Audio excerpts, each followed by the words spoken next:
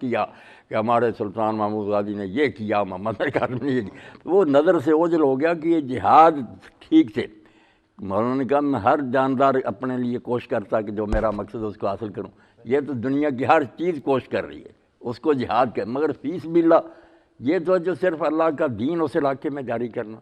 جس نے دین نہیں جاری کیا وہ ڈاکو ہے، قذاق ہے، اس کے خلاف تو ہمیں خود لکھنا چاہیے تاکہ غیر مسلم سمجھ لے کہ واقعی مسلمان یار متعصب نہیں، یہ تو دیانتدار گروہ، یہ تو اپنوں کو مجرم بنا رہا ہے کہ انہوں نے کیوں دوسروں کے علاقوں پر چڑھائی کی۔ مولانا کا چڑھائی کرنا دوسروں کے چھیننے کے لیے علاقے یہ بالکل حرام ہے، سوائے اس بندے کے جو صرف اس لیے جاتا کہ جان کھپاؤ اور انسانوں کے بھلے کے لیے وہاں عادلانہ نظام قائم کرو، یہ نہیں کہ ایک خبیث کو ہٹا کر خود خبیث بن کر بیٹھ جاؤ، ایک کیسر دفع ہوا اور آپ کیسر بن گئے، یہ کیا فائدہ ہوا۔ اور جو شروع میں کہا نا وہاں سمجھایا کہ یہ یورپین قوموں نے اتنا پروپگنڈا کیا، حالانکہ ان زمانے میں جنگ عظیم جاری تھی، جب مولانا نے لکھا کہ اپنا حال یہ ہے کہ صرف دوسروں کی کانیں چھیننے کے لیے، اچھے علاقے چھیننے کے لیے، جزیروں میں اپنے لوگ آباد کرنے کے لیے کوئی جائز مقصد نہیں، ڈاکو بن کر انہوں نے نا بدترین قسم کے ہتھیار ہیں جو چلا رہے ہیں انسانوں کو بالکل تباہ کر کے رکھ دیا، وہ جرم اپنا چھپا لیا۔ مسلمانوں کے بارے میں دعائی بھی کی ہے، خونی قوم ہے، تلواریں لے کر پھرتے ہیں مسلمان، اتنا اس تصویر کو گندا بنا کر دکھایا کہ یہ پیچھے چھپ گئے۔ کسی نے نہ پوچھا کہ مسلمان بیچارے تو اب اپنی جان چھپائے بیٹھے، آپ لوگ اب بھی جنگوں سے باز نہیں آتے، جہاں جی چاہتا چڑھائی کر دیتے ہیں، ڈرون حملے کرتے ہیں۔ ایک بات تو یہ سمجھائی کہ یہ جیسے کہتے ہیں نا چور مچائے شور، یہ وہ لوگ خود مجرم ہیں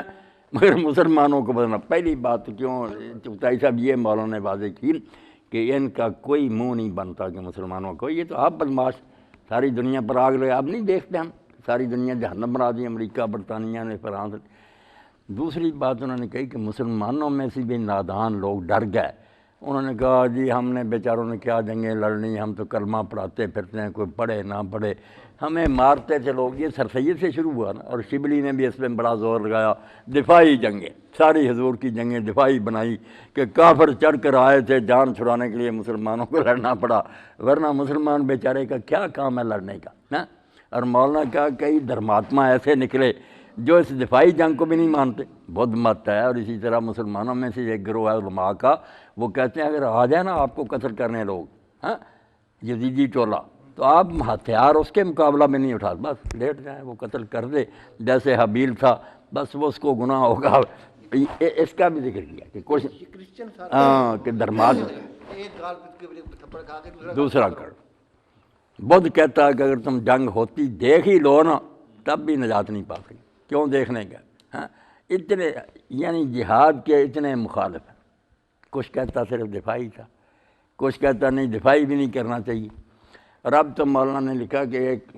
یہ حکومتیں مطمئن رہے، اب تو سرکاری طور پر اعلان ہو گیا کہ جہاد حرام ہے۔ یہ مرزا غلام احمد کا کسان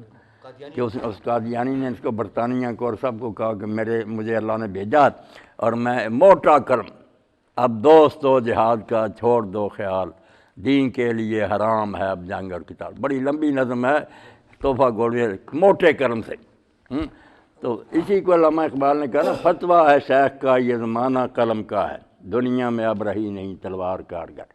ایسے نہیں تلوار نہیں مسلمانوں کو اٹھانی چاہیے، قلم سے لکھیں، قلم سے۔ حق سے اگر غرض ہے تو زیبا ہے کیا یہ بات، اسلام کا محاسبہ یورپ سے درگزر، جن کی خوشامد کر رہا وہ پوری دنیا پر جنگ عظیم مسلط کر رہا ہے، ان کو کہتا نہیں کہ تم حرام کرتے، مسلمان بیچارے